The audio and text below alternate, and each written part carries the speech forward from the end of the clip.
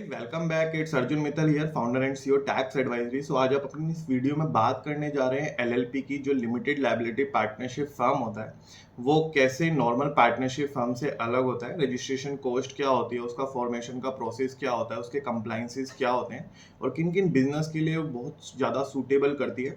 सो LLP की आज आपको सारी जानकारी इस वीडियो के थ्रू बन जाएगी। वीडियो के लास्ट तक बने रहिएगा और चैनल को सब्सक्राइब कर लीजिएगा इस तरीके के रेगुलर वीडियोस पाने के लिए। अगर हम बात करते हैं एलएलपी की, तो एलएलपी का अलग एक्ट है अपना, एलएलपी एक्ट 2008। और अगर हम बात करें पार्टनरशिप फर्म की, तो पार्टनरशिप का जो एक्ट है वो है पार्टनरशिप एक्ट 1932। दोनों का अपना अपना अलग एक्ट है और दोनों अपने अपने अलग एक्ट के थ्रू बनती हैं और अलग अलग एक्ट के थ्रू ये काम करती हैं। बेसिकली एलएलपी जो होता है वो एमसीए अप्रूव करता है एलएलपी को, मिनिस्ट्री ऑफ कॉर्पोरेट अफेयर्स जो होता है। इसका एक सेपरेट पैन कार्ड अपन को मिल जाता है। उस पैन कार्ड की हेल्प से आप सेपरेटली टीडीएस डिडक्टेड कर सकते हो और सेपरेटली अपना बिजनेस यहाँ पे कंडक्ट कर सकते हो। बेसिकली एलएलपी किन किन चीज़ों से आपको बेनिफिट कर सकती है अगर हम उसके बारे में देखें। एलएलपी का सेपरेट पैन होता है, तो एलएलपी एक सेपरेट लीगल एंटिटी हो जाती है। अगर कोई एक पार्टनर दूसरे पार्टनर के मिसकंडक्ट की वजह से कोई भी दोषी नहीं ठहराया जा सकता। कहने का मतलब ये है कि अगर एलएलपी में दो पार्टनर हैं और दो पार्टनर में से एक पार्टनर ने कोई प्रोफेशनल नेग्लिजेंस कर रखा है या मिसकंडक्ट कर रखा है या कोई ऐसा फ्रॉड टाइप कर रखा है, तो दूसरा पार्टनर उसके लिए रेस्पॉन्सिबल नहीं ठहराया जा सकता। उस पार्टनर को जो भी दोषी है उसी के ऊपर कार्रवाई की जाएगी।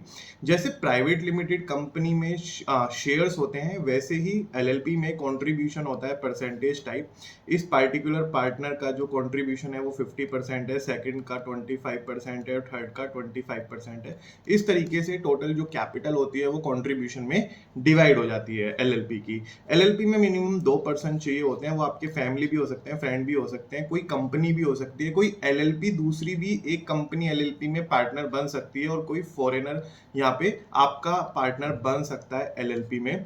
ओनर और जो मैनेजर होते हैं वो सेम पर्सन होते हैं एलएलपी में।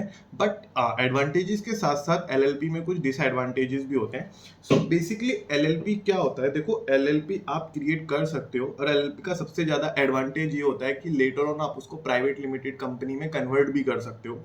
बट आपको एलएलपी क्रिएट करना है या प्राइवेट लिमिटेड कंपनी क्रिएट करना है, दैट्स अ बिगेस्ट क्वेश्चन। और ये बहुत कुछ डिपेंड करता है आपके बिजनेस की सूटेबिलिटी पे कि आपके बिजनेस को क्या सूट कर रहा है। अगर हम बात करें डिसएडवांटेजेस की, तो शायद ये आपकी हेल्प कर सकते हैं एक बेटर डिसीजन बनाने के लिए। इनकम टैक्स 30% लगता है फ्लैट एलएलपी में। आपने सेल दिखाई, सेल दिखा के यहाँ पे परचेज दिखाई, उसके बाद एक्सपेंस दिखाए डायरेक्ट वाले और इनडायरेक्ट वाले, ठीक है। अब उसके बाद आपका आया नेट प्रॉफिट। जो भी नेट प्रॉफिट आया XYZ, इस पे फ्लैट 30% एलएलपी को टैक्स देना पड़ जाएगा। प्रोप्राइटरशिप में हमें एग्जम्पशंस मिल जाती हैं, डिडक्शंस मिल जाती हैं। बट अगर हम बात करते हैं प्राइवेट लिमिटेड कंपनी की, प्राइवेट लिमिटेड कंपनी में बहुत सारी रिबेट्स गवर्नमेंट की तरफ से टैक्सेशन में दे गई हैं। जैसे कि 25% है, मैन्युफैक्चरिंग के केस में 15% भी है। उसका बेनिफिट आपको एलएलपी में नहीं मिलेगा, प्राइवेट लिमिटेड कंपनी में यहाँ पे आपको मिल जाएगा। क्या होता है कि फाइनेंशियल असिस्टेंस होती है, गवर्नमेंट के फंडिंग प्रोग्राम्स होते हैं, वो भी एलएलपी में कहीं ना कहीं आपको लिमिटेशंस लेके आते हैं। आप इन्वेस्टमेंट रेज करने के लिए जाते हो, अगर आप इन्वेस्टमेंट रेज करने के लिए जाते हो तो इन्वेस्टर को आप जाहिर सी बात है कंट्रीब्यूशन ऑफर करते हो। बट इस कंट्रीब्यूशन को तो आप ऑफर कर दीजिए, बट जो चीजें प्राइवेट लिमिटेड कंपनी में पॉसिबल है, अपने एम्प्लॉय को ईसॉप्स वगैरह देना, वो चीज शायद एलएलपी में पॉसिबल है ही नहीं। जैसे मैं यहाँ पे इन्वेस्टमेंट की बात कर रहा हूँ, तो इस तरीके की चीजें यहाँ पे पॉसिबल है ही नहीं। और इसके अंदर क्या होता है कि जैसे इसको मैंने आपको पहले ही बताया था कि इसको एमसीए अप्रूव करता है। अब एमसीए अप्रूव करता है तो एमसीए के कुछ कंप्लाइंस होते हैं, ठीक है। अब कंप्लाइंस जैसे कि पार्टनर्स की केवाईसी अगर आप नहीं करोगे तो आपको पेनल्टीज वगैरह देनी पड़ेगी। एलएलपी की एनुअल फाइलिंग होती है, एनुअल फाइलिंग आपको करनी पड़ेगी। इसकी इनकम टैक्स की रिटर्न, इसकी जीएसटी की रिटर्न, जो भी इनकम टैक्स और जीएसटी के कंप्लाइंस है। क्या होता है कि अगर आप एमसीए के कंप्लाइंस नहीं करोगे, एलएलपी की एनुअल फाइलिंग नहीं करोगे, केवाईसी वगैरह नहीं करोगे, 100 रुपीज पर डे की नॉन फाइलिंग एलआईसी फॉर्म्स की वो होती है, पेनल्टी होती है, जो कि अप टू 5 लाख तक जा सकती है। ये एलएलपी के मेजर डिसएडवांटेजेस होते हैं। अगर आप इन चीजों के लिए प्रिपेयर्ड नहीं है कि आप कंप्लाइंस का बर्डन उठा सकेंगे, सो आप एलएलपी बिल्कुल भी मत क्रिएट कीजिएगा। Reason being private limited company के कंप्लायंसेस में और एलएलपी के कंप्लायंसेस में कोई ज्यादा डिफरेंस है ही नहीं। एलएलपी में डिफरेंस और प्राइवेट लिमिटेड कंपनी में केवल और केवल फॉर्म्स हैं जो लिमिटेड हैं, एलएलपी में थोड़े कम हैं और कंपनी में थोड़े ज्यादा हैं। एक सबसे बड़ा डिसएडवांटेज जो एलएलपी में आपको पता नहीं चलेगा, एक सेक्शन होता है 40B of income tax act. ठीक है, नॉर्मली हम क्या होता है, जो डायरेक्टर्स होते हैं या जो पार्टनर्स होते हैं नॉर्मल पार्टनरशिप फर्म में, उसको जो रिम्यूनरेशन पेड करते हैं वो हम एज ए एक्सपेंस दिखा के उसको प्रॉफिट में से माइनस कर लेते हैं। ठीक है, बट एलएलपी में आप प्रॉफिट में से माइनस नहीं कर सकते। इनफैक्ट आपने अगर कोई पे भी कराया तो वो आपके प्रॉफिट में ऐड हो जाएगा और उस पर आपको टैक्स देना पड़ेगा। इसके अंदर लिमिटेशंस हैं, इसके अंदर कुछ कंडीशंस हैं। अगर आप वो कंडीशंस फुलफिल कर सकते हो तो ही आप उसको एज ए एक्सपेंस क्लेम कर सकते हो। अगर 40B ऑफ इनकम टैक्स ये कहता है अगर आपका प्रॉफिट नेगेटिव है 1.5 लाख रुपीस तक का, तब तो आप रिम्यूनरेशन दे दोगे, आपके ऊपर कोई यहाँ पे ऐड नहीं होगा।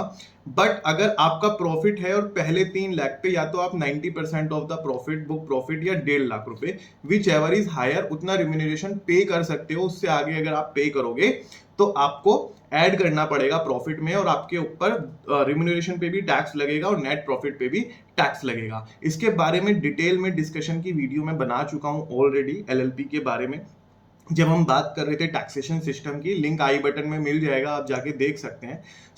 हम बात करेंगे कि एलएलपी के लिए सूटेबल बिजनेस कौन कौन से हैं। एलएलपी के लिए सूटेबल बिजनेस, एलएलपी किस किस के लिए काम आ सकती है। जो लॉयर्स होते हैं, जैसे 3 लॉयर 4 लॉयर फ्रेंड्स ने मिलकर एक अपनी फर्म क्रिएट कर ली, आप लॉयर्स हैं तो आप एलएलपी क्रिएट कर सकते हैं। आर्किटेक्चर्स हैं तो भी आप एलएलपी क्रिएट कर सकते हैं। सिविल इंजीनियर्स हैं या जिस भी प्रोफेशन में आर्किटेक्ट है तो भी आप कर सकते हो। जितने भी चार्टेड अकाउंटेंट होते हैं, सीएस होते हैं, सीडब्ल्यू होते हैं, अगर वो ग्रुप में काम करते हैं, ग्रुप में प्रैक्टिस करते हैं तो एलएलपी अपनी क्रिएट कर सकते हैं। अकाउंटेंट्स मिलके अगर काम कर रहे हैं, इंडस्ट्री का कुछ अकाउंटिंग वगैरह हैंडल कर रहे हैं तो भी आप एलएलपी क्रिएट कर सकते हो। अगर आप कंसल्टेंट हो मैनेजमेंट से रिलेटेड तो भी आप एलएलपी क्रिएट कर सकते हो। अगर आपने खुद का कोई बिजनेस एस्टैब्लिश कर रखा है, अपने भाई वगैरह को ऐड करना चाह रहे हो, सो आप वो भी कर सकते हो। सो एलएलपी में इस तरह की कोई लिमिटेशंस नहीं है कि ये ही लोग बना सकते हैं एलएलपी। एलएलपी देखो कोई भी बना सकता है, बट एक नॉर्मल जिस वे में एलएलपी काम करता है वो एलएलपी किस किस बिजनेस के लिए सूटेबल है, हम वो डिस्कस कर रहे हैं। देखो एलएलपी के मैं अगर आपको प्रोसेस की बात करूं, एलएलपी का प्रोसेस ना कंपनी से कुछ ज्यादा अलग नहीं है। सबसे पहले लेट सपोज आपने 2 पार्टनर के साथ मिलके एलएलपी बनाने का सोचा। अब आप सबसे पहले नेम अप्रूवल लोगे। वो नेम अप्रूवल जो होगा वो इस तरीके से होना चाहिए, कोई भी already registered private limited company या एलएलपी से वो मैच ना हो किसी भी कीमत पे। अगर वो मैच नहीं होगा आपका नेम अप्रूवल आ जाएगा।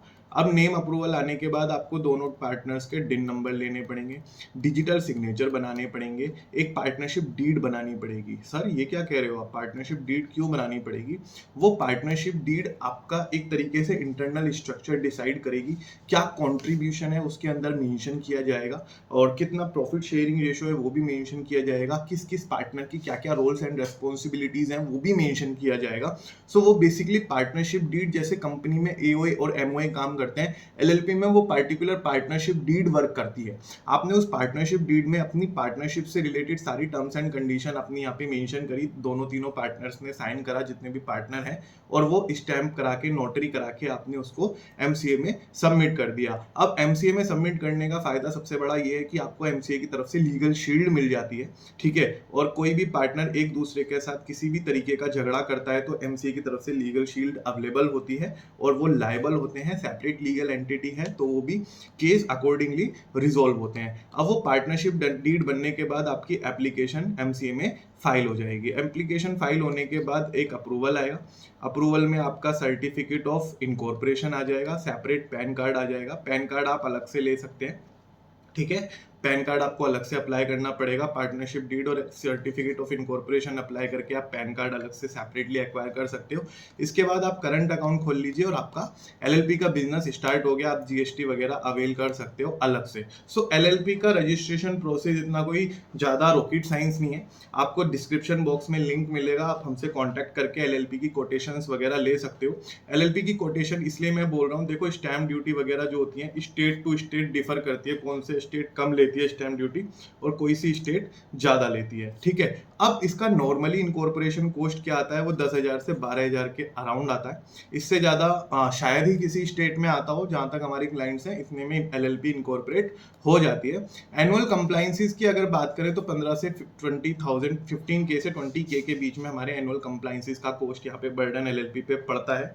और आरओसी का रजिस्ट्रेशन यहाँ पे होता ही होता है, एमसीए में सारी सबमिटेड होती हैं। आप एलएलपी को प्राइवेट लिमिटेड कंपनी में इजीली कन्वर्ट कर सकते हो, ये मैं आपको पहले ही बता चुका हूँ। सो डिजिटल सिग्नेचर, एलएलपी का नेम आपने डिसाइड करा, profit sharing, contribution in bank, LLP agreement, ये सारी चीजें मैंने आपको ऑलरेडी बता दी। सो ये एलएलपी के सारे कंप्लाइंसेस होते हैं। अगर आपको एलएलपी फॉर्म करनी है या एलएलपी के बारे में और ज्यादा डिटेल नॉलेज चाहिए, आप हमसे हमारे नंबर पे कांटेक्ट कर सकते हो या डिस्क्रिप्शन बॉक्स में कांटेक्ट अस का लिंक आपको मिल जाएगा। आप अपनी क्वेरी जनरेट कर लीजिए, मेरी टीम आपसे कांटेक्ट कर लेगी। इसके अलावा टैक्स एडवाइजरी, आपको ITR filing, tax audit, legal consultation, startup India registration. Startup India LLP जो है एलिजिबल है स्टार्टअप इंडिया रजिस्ट्रेशन को अवेल करने के लिए, फाइनेंशियल असिस्टेंस को अवेल करने के लिए। सो यहाँ पे आपको बेनिफिट्स मिल जाता है, कंपनी का रजिस्ट्रेशन, जीएसटी, इंपोर्ट एक्सपोर्ट या अदर कोई भी लीगल सर्विसेज आपको चाहिए, टैक्स एडवाइजरी आपकी हेल्प कर सकती है। So thank you so much guys बने रहने के लिए। आई होप कि आपको एलएलपी से रिलेटेड सारे जितने भी आपके डाउट्स से क्लियर हो चुके हों। अगर आपके फिर भी कोई डाउट्स रह जाते हैं, मैं अपनी ईमेल आईडी यहाँ पे मेंशन कर रहा हूँ, आप डायरेक्टली मेरे को रीच आउट कर सकते हैं। Thank you so much.